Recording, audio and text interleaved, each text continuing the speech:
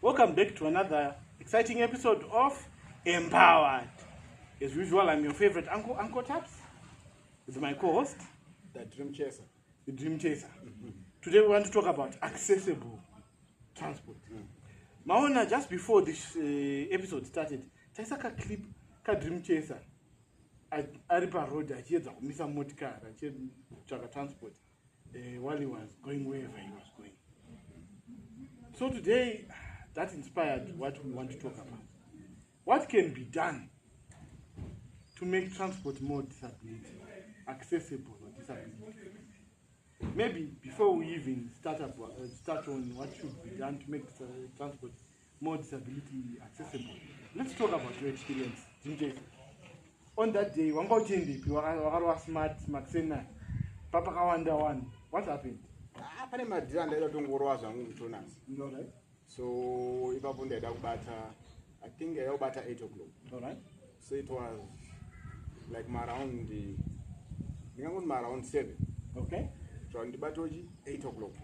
Town. All right. But vanhu vakaramba kundipinde mukombe. Kowanzi ndo. Anza hati tinozoningwa nekanzuru. Tinozobatwa nekanzuru tichiza uchaya hatikwanisi kupinda. Haukwanisi kutombopinda. So wakazodi ndakatoti amana ndanonoka zvakanzaiwa kana mama kataisa kombi yakambia yatovharwa dho zvakanzaiwa tikuda izvo iwo notunonoza takatorwa nenguva kuzomboti kanzuro yauya totanga kubudisa ucha yako kudii aiwa hazviiti vanhu anongoti abho. So wakazodipa wakazokwanisa kuendera kana kuti 8 o'clock dzakatozongokwana ndiripo pachi apo wangasvika pabus stop what time? past 7 in the morning. In the morning. So almost 3 hours wakamira. Yeah. Ndangomira chete. And how did you feel about that experience? Zvakangoma. Munoziva ndakamira ndafunga kuti maybe dai ndanga ndisina wheelchair. Ndichizifambira. Ndegona kupinda mukombe. Ndotoenda kwandikuenda ndonomhanya. But the fact yekuti ndine wheelchair ndeyanga asingadi. Munhu wese aipfuura aitongoramba kuti no. Wheelchair yako. And then I asked myself, but ndine mari yangu wani? So you were willing to pay? Exactly. Ndine mari yangu ndazopindira mutown. Chandinongoda service yawo yekuti vandisiye mutown. Ndovapa $1 ravo. Wozi kubva kuruwa pandogara kuenda kutown is $1. Ndandine $1 rangu. But vaitoramba $1 racho rokuti aiwa nenyaya yekuti une wheelchair hazviita. Isusu tiri parana. Kanzuru inotibata kuzona tabudisa ucha yako kuzodii asi iro ratinoda kupinda bhiziyo. Right. So on this day, wakazowana transport material. Did you manage to do whatever you wanted to do kana kuti time yanga yatofamba? Chero munhu andaida kusangana naye akazongozvizwisisa kuti ndo situation yandiri kufesa. Saka ndakazokwanisa kuita zvandaida kuita sei? Akatongonzwisa kuti zvoshuwa mawani. Akatongozvinzwisawo. So looking at accessible transport, what is accessible transport? Maybe define up nema viewers edu kuti kana tichiti accessible transport, this is what we are talking about in general. Inini sokuona kwangu ndinofunga kuti accessible transport pane pachidawo transport yekuti number 1 inoketawo for kuti ndakapindawo motikari handiti ndenge ndakagara paucha pangu handiti kune mamwe mavehicles ekuti ndingangoti macosta makombi ekuti anokulifta so opinda mukombi handiti whether wakagara kuback seat or opinda mukombi zvakaita sei zvakanaka pasina embarrassment yekubuda paucha yawo ombosimudzwa ombera sei. Saka I think kuti ndo inonzi accessible transport inozviitira self sustainable yekuti unokwanisa kuti asi kuzvishifta wega. Alright, so you don't need anyone's help. Exactly. I have to be independent. Alright. So anopinda paramp ramp bus or whatever. Exactly. That ramp yobva yakusimudza yakupinza muvheko. Exactly. Do we have such? MuZimbabwe muno mavhekos akadaro mashoma. Andingati hamuna, but mashoma. Alright. Because find out kuti vanhu havasi kuita invest in that. Alright. Kind of transport. Vari kuita invest into that havashoma. Okay. Now, looking at what you are saying, Shumba, tataura munhu ane disability yekuti anenge achinida wheelchair. But as you know, disability, there are various types. Let's look at munhu ari visually impaired. Kunzi awana accessible transport, what is it that they should be considered?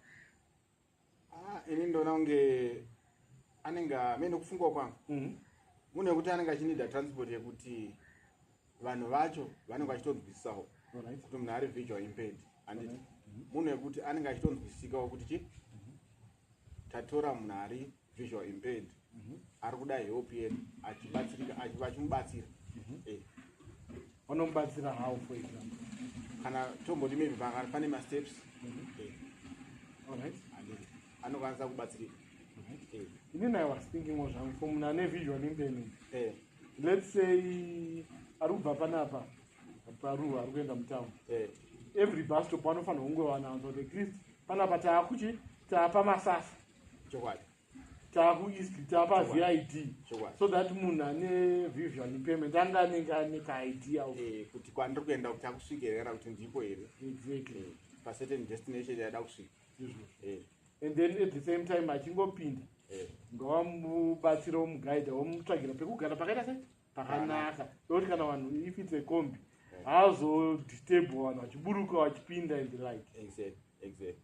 And then at the same time wagara watomubvunza kuti right shamwari iwewe where are you going, so that paanenge wakusvika unobva muti shamwari taakusvika chi pabus stop paya achisvika wobva wamuburisa chi zvakanaka wonyatsosiya ari safe. Exactly. That's what I was thinking. Ko panyaya yevanhu vane, I know you are very passionate about sign language, vanhu vane hearing and speech impairment vari there. Yeah, ipapo pane challenge. Challenge iripo ndeyekuti especially kana munhu ane hearing impaired anditi apinda mutransport mumwe maybe ari kuenda kunzvimbo asati ambosvika handiti ongopiwa madirections pafoni kuti wakasvika pakadai sezvinongeta any other person. Tokakwira kombi pana chakati ongoona kana kuti pane zvakati zvakati bvunza kana kuti conductor aripo anokudza kuti unongomudza kuda kubukira kana kuti pamashops akati kana kuti padust unongoziva kuti manike zvichipiwa landmark. Exactly. Maybe padust pacho hatoziva ndepapi chaipo chaipo kuti wo ndepano. Saka challenge inoitika ndeyekuti conductor wacho anenge asikagoni sign language. Alright. Saka hapana communication. Pane kuenda challenge yekuti even conductor wondi vanhu tokumbura kuti mubvise madhola iyi. Handiti. Nari here impaired hatomboziva kuti vanhu vakubvisa madhola here vakubhadhara here kana kuti maybe pamwe angatoita zvekutoti akutoshandisa common sense kuti pamwe isa kutongopa mari. Nditoburitsawo ndovape mari but dzinodzonguwa pamwe anenge ari pafoni pake. Exactly. Toronzawo mana tiri kuda kuti vanhu vabvise mari kana kuti pane hwane asara tokumbura mari makutonetsana nemunhu wemusikazivi kuti aiwo haasitonzwewo handimaona. Saka there's a challenge yekutoti conductor anenge asingatombozivo sign language. So are we saying kuti for us to have accessible transport yevanhu vari hearing impaired, conductors edu they need to undergo sign language training. That's true. So that they can understand basic sign language. That's true. So that when a person who is hearing impaired comes, they can be able to what? To assist. Exactly. All right. I think that could work. That's true. But Nyahiripo, I don't know. I mean, I was in Blawayo where I heard that there was some sort of training, for customer care training for my conductors out.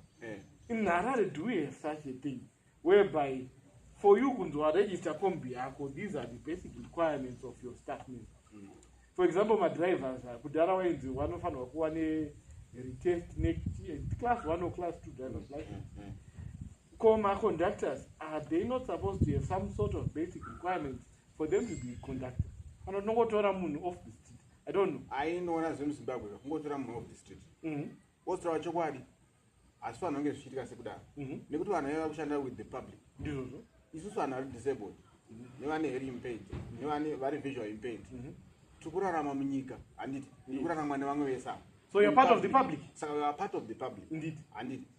Saka we are participating activities anoitika chi munyika munomu. Ndizvozvo. So vanofanira kunge vanotone kodzero yekutodzidza kana sign language yacho. Nekudzidza kuti bata bho kuti aiwa munhu akadai tomubatsira sei. Kana tawana custom yedu yakadai. Ngokuti tiri kubhadhara mari dzedu. Ndizvozvo. Handiti. It's not like tiri kuda kukwira mahara. Tiri kutobhadhara mari dzedu. Dzati kutoshandira futi. So you deserve quality service. Exactly. All right. Interesting. Right. Apart from that, Mabazi are not Nemakombi are not the only transport. Of course, that's the most common. These days we have an in-drive. What can an in-drive, for example, do to become more disability friendly? So far, chinoitika pa-in-drive bebe. There's a challenge kuti yekuti because makona pamuno request in-drive bebe. Munhu we-in-drive anokufonera. Handiti. I'm coming there in 10 minutes time ndaenda apo pauri. But munhu ari kufonera ane hearing payment. Handiti. Vachakommunicate and say. Fine. But ndakazoona another development yakaitwa ne-in-drive. Pane ka section kama text. All right. You can text each other. All right. Auto text that I'll be there in 10 minutes. Which communicate a message through text. But pachazosvika paground. Pachata communication G breakdown. Possession ndasvika. Handiti. Mati tukaenda kana kuti of course kana kuti tanga dangomhorisawo customer yake. Ukuthi customer yake haakwanisi kutaura. So which means aringoenda kene customer isingataure but kwa request akutongoenda that direct destination. But chinoitika pa-in-drive ndechekuti I remember yekumba kwedu isusu. Location yekumba kwedu ndakarequesta in-drive. Tinogara nearest a hospital. All right. And saka ndinorequesta ndichida kuenda pa-Aiden hospital. All right. But ina handigare pa-hospital. You Ndakuti no. Dopa land. 10 left before the left edge. Hospital. Yeah, hospital. All right. Saka communication breakdown ndikutaura. Munhu yacha anomhanyisa munhu kuchi hospital. Ndenge ndine hearing impaired. Ndakuendeswa pa-hospital. Communication breakdown. Indakuti shamari ina ndakubhadhara ndiendese pa-hospital. Ndaenda kumba kwangu. Ndakuti 10 left. But yokuti mutene ma-sign language yekuti 10 left kwacho it's going to be a challenge. Pamwe pacho munenge mangoshandisawo sign language iri ngokuita common sense yekuti but it's going to be a challenge. So what are we saying? Before Muna register in-drive, are we saying kuti while wacho in-drive must ensure that drivers have got sign language training? Exactly. And at the same time, panofanira kunge pane sort of like a section yekuti customer wakutora munhu akaita sei. All right. Do you have any challenge? Exactly. Kana wobvatika yes. Yes. Wobvatika what sort of challenge do you have? What specify? Exactly. Woona kuti customer yandi kudhira naye munhu ane hearing impaired here and ari visual impaired here ane physical disability here. All right. And then we work from there. What's in English request in-drive? Do not request in-drive which is what in a wheelchair user did ndine physical disability. Ndinotora motikari yandiri kuziva kuti inokwanisa kuti wheelchair yangu iaccomodate wheelchair yangu. Okay, good or something. Exactly. Unlike munhu ane visual impaired. Unlike munhu ari hearing impaired. Handiti. Saka ndo ma-conditions ekuti vanofanira kutonzwiswa kuti no customer yangu yandi kutorawo inodawo motikari yakaita sei, inodawo inini ndimbowo maservice akaita sei, ndinogona here kucommunicate naye nesign language, tichanzwanana sei, because at the same time ndikupa mari yako yakakwana, and at the same time chilipawo maservices akakwanawo. Exactly. All right, fine. Ita in-drive. So basically my drivers are in-drive. Number one, they need to learn sign language. Exactly. Number two, application in-drive must also develop a section that talks about my challenges and move. Exactly. So that the driver is well informed before I pick a passenger. Passenger A has got my challenges akati, and as a result, these are the things that need to be done so that the passenger is accommodated. Exactly. All right, fine. What about Munani visual impairment? What can be done in drive so that uyu anokwanisa kuaccommodate and anowanawo quality service. Nyaya iripo it's like InDrive. In terms of a mode of transport, InDrive zvayo iri right.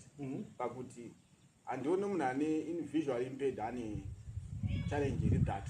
Why ndikudaro?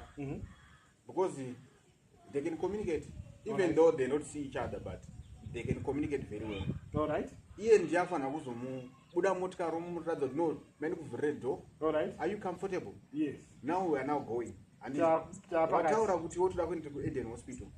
Are you going to hospital directly? Or you're going somewhere else? Or ndinozotena left before the hospital, or ndiu the road. Because vanhu vanenge vane map dzavoka. Ndizvozvo. Exactly. Omuudza omuinstructor kuti no route yakadai ini ndogara paopposite hospital kana kuseri kwehospital osvika, but yakazonakira kuti InDrive yacho inosvika maybe kana pari pagedhe repamba pari tasvika. Is there anyone inside the house anokwanisa kukutora from this car handiti uchipinda mumba atobatsika? So effective communication is needed. Exactly. All right. Very interesting. We also have long distance travel. I remember there's a time, personally, I usually drive around. Chazwa there's a day atakazomboenda. Ndikupwa takaenda but 3-2. Tikatovhunzwa takamiswa paroad block. Tikavhunzwa nemapurisa zvikanzi ko munofambirai muri mega muri 2. Remember that incident? Taenda kubhindura. I'm not sure. But we were asked, why is it munofamba muri mega? Exactly. Why is it strange for people with disabilities to just travel alone? What's nama assistant? Ndinotondishamisa because ndakaona kunge aida kutira kuti maitofanira kufamba mune maybe kana kuti in under social welfare, or maybe with the people, with the helpers, under an organization. We can't be independent. Those are so, in other words, we're talking about attitudes of people. Exactly. Attitudes of transport operators. Exactly. These attitudes need to change.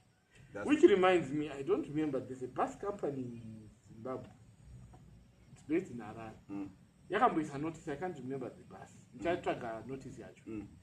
Yaitaura kuti kana uchida kukwira bhazi redu une disability hatikubvumidze kuuya usina helper or assistant. Yeah, I remember. But ndakangana kuti bhazi ripi. I remember nyaya ndichiteona hangu pama WhatsApp groups. Tichitaura tichidiscuss. All right, fine. Fair and fine. Wari kunzwisa kuti munhu ane machallenge anenge achinida help here and there, which is okay. Ininiwo zvangu, I felt kuti that bus company might have been a bit discriminatory. Why? One, achabhadharira helper wacho ndiani. That's true. You had to another expense. Exactly. Two, why do I need to travel with someone when yet maybe I want to be alone? You need to I have a question. Imimi Uncle Taps, I know what no travelers. Stay in a Zanamo Kurandegi, Makakurandegi. Mudegi Anodari. No any assistant way. Mundege, no, you don't need an assistant to do. That's why they employ my air hostesses. And my air hostesses, they are well trained. Manobatira, can I need a wheelchair? They will do that for you and the like. Right. If you have any challenge, they will just ask what challenge do you have. All right. Then one know now how best can they what? Accommodate you, help you. All right. Despite your challenge. Okay. So I think that quanta copper module, shandiswa kundegi. Tichishandisa for other modes of transport. That's no problem. As a show. But maybe one argument kuti kundegi kunodhura. Saka wada kuti tifambe nendege remasvesi. Vabana vachienda kutown nendege. Vakuruwa. Enda mutown ndoshandisa ndege. Nekudzoka. Hazvichamake sense. Right. But anyway, in short, I think we need to reach out. If possible, my government officials can actually wanna this content. Let's hope to reach them. Gawaite come up near legislation that speaks into accessible transport. Already Act, the Persons with Disabilities Act of 2025 already talks about accessible transport. Now they need to develop, the Ministry of Transport needs to develop a policy. That's true. that says, right, kana iwe une kombi, une bus, you need to do these things to become disability friendly. If you don't do that, we don't register you. Exactly. Because hakuna nyika isina munhu ane disability. Ndizvozvo. So to participate in the economy. Yes. In the economy. We are empowered. To contribute. Yes. And to the improvement the economy in Zimbabwe. Yes. And tikutoshandirawo nyika. Ndizvozvo. And tichitochengetawo mhuri dzedu. Ndizvozvo. And tichitoshandawo mune vanhu imomo. Tichitoemployawo. Nekuemployawo. Ndizvozvo. But we need to travel as well. Exactly. So we need accessible transport systems in place. Exactly. So, yeah, I think people need to start changing their minds and not see one disabilities as one rehabilitation center. Exactly. Tirimo community. Exactly. We are in the society. Exactly. So mindsets now start need to shift. People need to change how they view disability. Exactly. And make sure that, especially pioneer transport, the people with disabilities are holistically what? Included. Exactly. And we hope viewers you've heard the solutions what we provide. And let's make transport accessible to persons with disabilities. That's true. Whether it be in drive, whether it be a combi, whether it be a bus. Or even tap and go. Whatever. Transport mode. In the way disability friendly. That's true. With that, I've been your favorite uncle, The Dream Chaser. See you in the next episode. Signing out. Goodbye.